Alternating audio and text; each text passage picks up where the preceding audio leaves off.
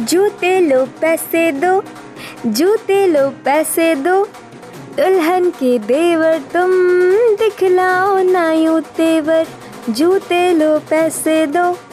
दूल्हे की सालियों हरे दुपट्टे वालियों, दूल्हे की सालियों हरे दुपट्टे वालियों, जूते दे दो पैसे ले लो, जूते दे दो पैसे ले लो। अरे बस करो बच्चों, पूरी शादी खत्म हो गई और तुम्हारा जूते दे दो पैसे ले लो खत्म ही नहीं हो रहा है, हैं? अरे सरदार जी, विदाई का वक्त हो रहा है, चलते हैं।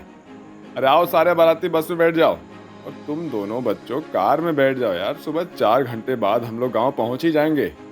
पापा अभी तो 2 बज रहे हैं, क्या जल्दी है इतना जाने की? अरे थोड़ा रुक तो जाइए। नहीं बेटा, टाइम हो गया है, उजाला निकलने से पहले पहुंचना है, बहू की रस्म भी करनी है। क्यों मेरी प्यारी बहू? चलो आरती। जी माँ जी। दूल्हा दुल्हन कार में बैठ जाते हैं, जिसे ड्राइवर ड्राइव करता है, और बाकी के परिवार वाले बस में बैठ जाते हैं। बस में अभी भी घर वाले और कुछ बाराती नाच गा कर जाते हैं। अरे अरे बस करो, कितना नाच गाना करते हो, अब शांति से बैठ जाओ। थके नहीं हो क्या शादी में? मुझे तो बहुत प्यास लग रही है। बस वाले भैया, आगे कोई ढाबा वगैरह आए तो बताना। अब मैडम जी हम बता देंगे। अरे बहू, मेरे पास पानी है, ये ले लो। जी पापा जी। रात के 2:30 बज रहे थे। बस काफी हद तक सुनसान रास्ते पर से गुजर गई थी, लेकिन ढाबे से पहले ही ड्राइवर को रास्ते में एक लाश दिखाई देती है, जिसे देखकर ड्राइवर जोर से ब्रेक मारता है, जिससे कमला के सर में चोट लग जाती है। अरे ड्राइवर, कैसे गाड़ी चला रहे हो? तुम्हारी वजह से मुझे लग गई। ओह, तेरे को अकल वगैरह नहीं है क्या? हैं? देखकर चलाना ड्राइवर।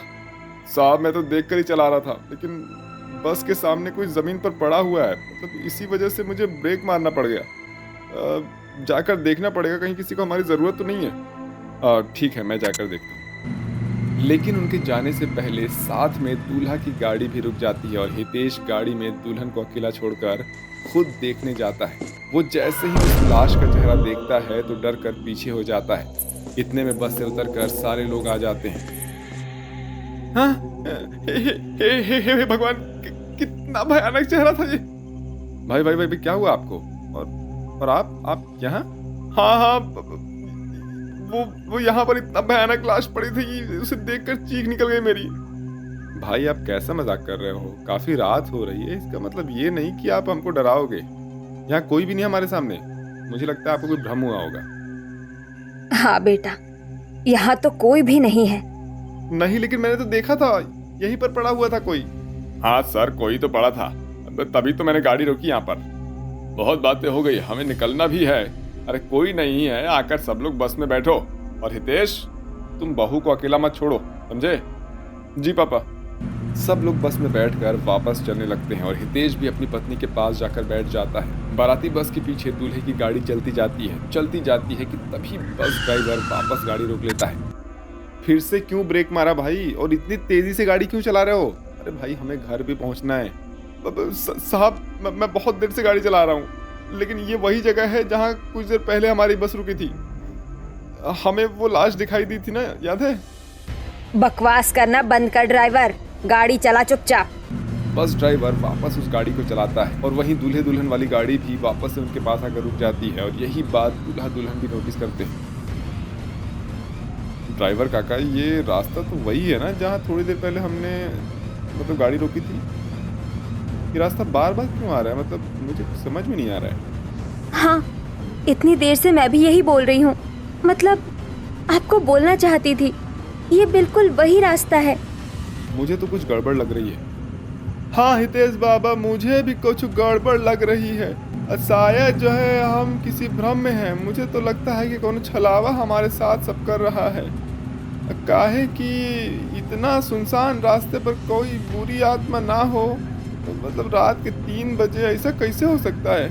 मुझे तो लगता है कि हम किसी छलावे में फंस गए हैं। मैंने पहले भी कहीं सुना था कि इस रास्ते पर छलावा हुआ है। क्या छलावा? पर ये कैसे हो सकता है? मुझे भी समझ नहीं आ रहा आरती, पर तुम चिंता मत करो, मैं देख रहा हूँ। तभी ड्राइवर गाड़ी आगे चलाता है। वो कुछ दूर आगे जाता है, लेकिन तभी एक पेड़ की टहनी ड्राइवर के गले में घुस जाती है और हितेश का ड्राइवर वहीं मर जाता है। ये देखकर दोनों बहुत ज़्यादा डर जाते हैं। अब ये सब क्या हो रहा है? ये कैसे हो गया? हे भगवान, ड्राइवर काका की मौत हो गई। अब हम क्या करेंगे? वो साया हमारे पीछे ही है। हितेश जी, मुझे लगता है वो साया, वो छलावा बहुत देर से हमारा पीछा कर रहा है। हमें बस में सबके साथ रहना चाहिए। हाँ, तुम ठीक कहती हो। चलो हम दोनों भी बस में जाके बैठ जाते हैं। दोनों बस को आवाज लगा लगा कर उसे रुकवा लेते हैं। उनके चेहरे पर मौत का खौफ देखकर परिवार वाले दंग रह जाते हैं। जेठ जी, जेठानी जी, आपको क्या हुआ? आप दोनों इतना घबरा क्यों रहे हैं? हाँ बेटा, तुम दोनों को क्या हुआ बताओ। मतलब तुम तो कार में बैठे थे ना। हाँ पापा, लेकिन वो छलावा हमारा पीछा ही नहीं छोड़ रहा है। आपको पता है, इतनी देर से हम लोग एक ही रोड पर हैं और ड्राइवर काका की भी मौत हो गई है। क्या? वो हमारे बहुत पुराने ड्राइवर थे। मुझे लगता है हमें यहाँ से जल्दी निकलना चाहिए। ड्राइवर, इस बस को यहाँ से निकालने की कोशिश करो किसी भी हालत में। मुझे लगता है पापा जी, अब हम यहाँ से कभी नहीं निकल सकते। अब छलावा सबको एक एक करके मार देगा। तभी बस ड्राइवर को अपने सामने एक भारी पत्थर आता हुआ दिखाई देता है। वो बस को इधर उधर करने की कोशिश करता है, जिससे बस के अंदर लोग इधर उधर गिरने लगते हैं। अरे राम, कैसे बस चला रहे हो ड्राइवर? अरे मैडम जी, मैं तो सही चला रहा हूँ, लेकिन सामने से वो पत्थर आ रहा है। हे भगवान, इतना बड़ा पत्थर, कहीं हम सब मर नहीं जाएं। उस बड़े से पत्थर के बीच में से बस पार हो जाती है। सबको लगता है कि वो सब मर गए हैं, लेकिन वो सब बच जाते हैं और हैरान होते हैं। हे भगवान, बाल बाल बचे हम। आखिर ये सब क्यों हो रहा है और कैसे? क्या ये भी एक छलावा था क्या? हाँ, मुझे तो लगता है वो छलावा है और हमें मारने की कोशिश कर रहा है। और वो तो सुना ही होगा ना आप सबने कि जब दिन का उजाला ना हो तो छलावा अपना छल करना कभी नहीं छोड़ता। हमें कैसे भी करके उसके चंगुल से निकलना ही होगा। तभी सबको एक अजीब सी चीज की आवाज आती है। सब पीछे मुड़कर देखते हैं तो बस के लास्ट सीट पर एक बाराती मर जाता है, जिसकी मुंडी लुढ़क कर मुकेश के पैरों में आ जाती है और सभी लोग दंग रह जाते हैं। ये सब क्या हो रहा है? अब हम सब लोग मर जाएंगे क्या? वो छलावा हमारे साथ ऐसे क्यों कर रहा है? कोई कुछ तो करो, रोको ये सब। माँ जी, पापा जी, हितेश, मुझे बहुत डर लग रहा है। मैंने सुना है छलावे को कोई नहीं रोक सकता, क्योंकि वो रात में बहुत शक्तिशाली होता है। बहू, तुम इतना यकीन के साथ कैसे कह सकती हो? अरे आप सारी बातों को भूल जाइए, पर ये याद रखिए कि वो छलावा हमारे ही बीच, यानी कि हम में से ही कोई एक है और कभी भी कुछ भी कर सकता है। अरे मैंने कुछ नहीं किया भाई, वो मैं नहीं हो सकता हूँ। मुझे तो लगता है ज़रूर ये वो ड्राइवर ही होगा। सबसे पहले गाड़ी उसी ने रोकी थी और इसे ही वो लाश दिखी थी। नहीं, वो मैं नहीं हो सकता। सब लोग शांति से बैठ जाओ, समझे? ड्राइवर, तुम गाड़ी चलाओ। आरती, तुम यहाँ बैठो, मैं माँ को समझा कर आता हूँ, वो बहुत डर गई है। जी ठीक है। सब लोग सीट पर बैठ जाते हैं, लेकिन हितेश अपनी पत्नी के साथ ना बैठकर अपनी माँ बाबूजी के साथ बैठता है। माँ, बाबूजी, मैंने अक्सर कहानी में सुना है कि छलावे को छल से ही जीता जा सकता है। वो जिस भ्रम में हमें रखे हुए है, हमें उसको तोड़ना होगा। देखो, बस को घूमते हुए 3 घंटे हो गए हैं और अगले 1 घंटे में यानी 6 बजे या 5:30 बजे भी सूर्योदय हो जाएगा अगर, और रोशनी में छलावे की सारी शक्तियाँ कमज़ोर हो जाएंगी। उस वक्त हम उसे मार देंगे। बेटा, मुझे बहुत डर लग रहा है। हमें पता कैसे चलेगा कि वो छलावा कौन है? यहाँ हम सब परिवार वाले ही तो हैं। वो माँ, मैं आपको कुछ देर से बता दूंगा। और पिताजी, हमारे इस रास्ते में बार बार एक टनल आ रहा है। मैं ड्राइवर को कह दूंगा कि वो दिन के उजाले में भी बस को टनल के अंदर रखे।